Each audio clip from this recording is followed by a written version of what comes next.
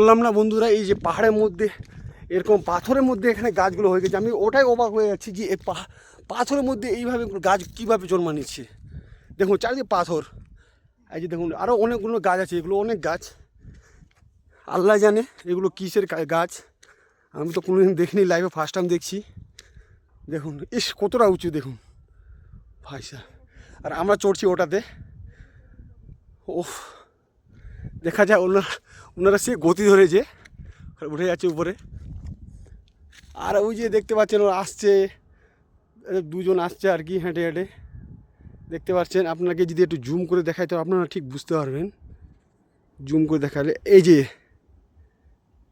যে দুজন, একজন থেমে গেছে, ও আসবে না আর এই যে দুজন আসছে দেখুন, এই যে হাঁটছে, গুটি গুটি পায়ে চলে আসছে।